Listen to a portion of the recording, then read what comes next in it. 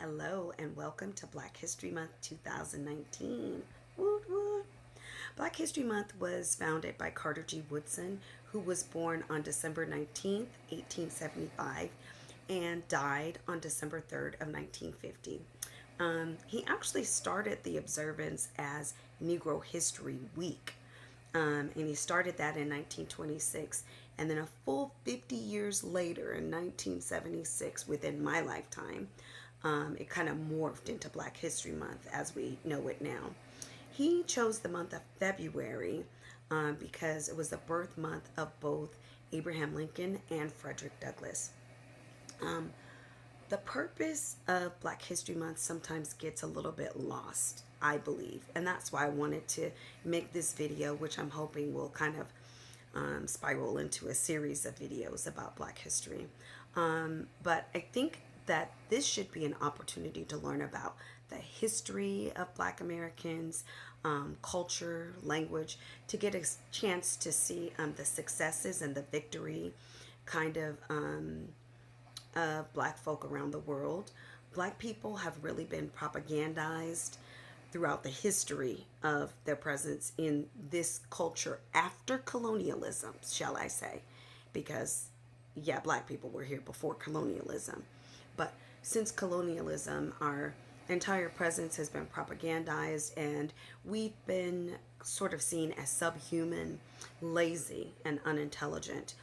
So all of this has affected our self-esteem as a people, and it's also affected the way that we're seen by other races. Some of the hatred, even throughout the years, has become internalized and self-inflicted on us, towards ourselves, and towards our own people. So to me, as far as I can see, Black History Month is still as relevant today as it was in 1926, because our culture still finds ways to debilitate Black consciousness, and I'm saying that as an American culture.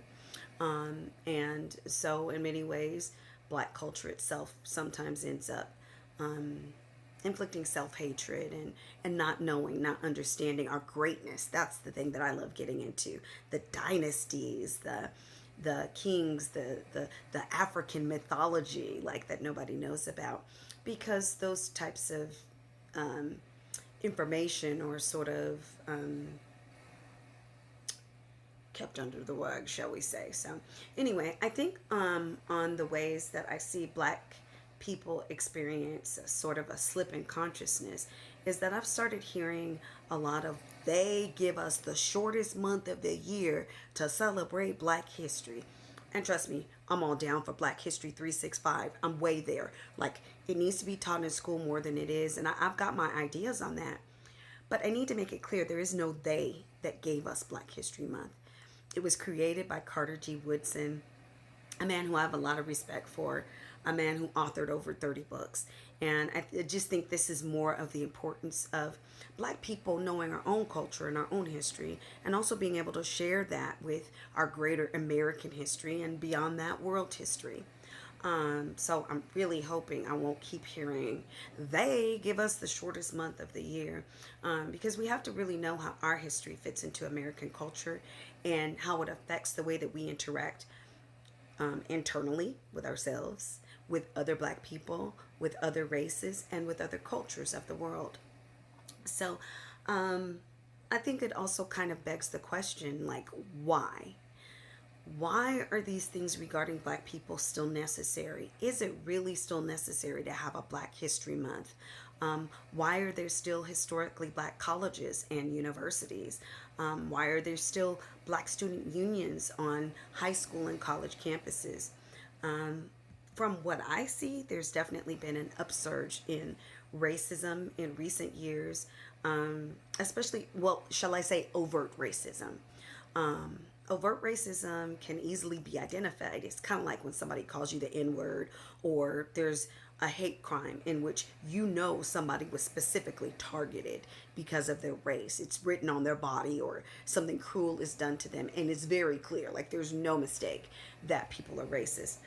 But in the history of this country, once again, racism has morphed into sort of something a lot more covert. So in previous years, maybe 5 years, 10 years ago, I actually had one of my friends ask me, when my stepdaughter had on a sweatshirt for her BSU, her Black Student Union that she was a member of when she went to high school, why is there a Black Student Union?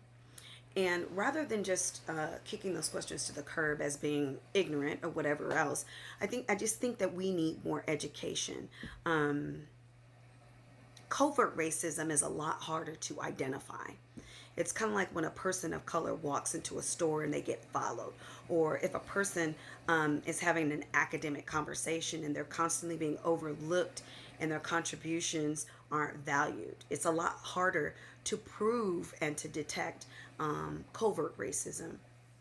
But there's an upsurgence of overt racism, and in some ways it's,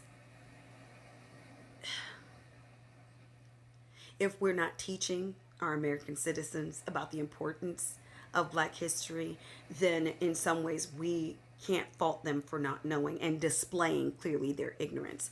Recently, a student in Oklahoma State University was expelled from her sorority for posting on social media in blackface. And they kicked her out, and that's definitely a good consequence. But I think we also need to stop sort of throwing people away for their ignorance, because she's at a university. I think how awesome would that be if she's doing this video right now, or contributing to this video right now, or learning from this video right now. Just kicking someone away or throwing them away is not the answer either. Yes, what she did was terrible, but how better to have a consequence that's lasting than to really teach her a lesson. Not teach her a lesson, but not just figuratively, but really teach her a lesson. So in my humble opinion, very humble, we're not explaining the importance of this history, of Black history, to our kids, and as a society and an American culture. I really feel like we're paying the price for that. As a teacher, I often feel that through the course of a student's academic career, a lot more credence is paid to the Holocaust, especially in high school years, than slavery. And slavery is something that happened in this culture and in this country. So I feel like we really need to pay more attention to race matters when it comes to history. We have to start unraveling these many layers of slavery and colonialism and dealing with what it has left us with as an American people. We all bear the legacy of this. But anyway, I don't want to say too much. I'm going to break all of this into what I'm really hoping is going to be an amazing series. And I'm really looking forward to it. I'd love to know more about your thoughts and what you think about what I'm saying. If there's something you'd like me to talk about, or if you'd want to know more about what I know. I'm just looking forward to this, and I'm honored to be able to even impart any information or share any information. So I hope that was helpful, and I look forward to seeing what I will produce tomorrow. Bye.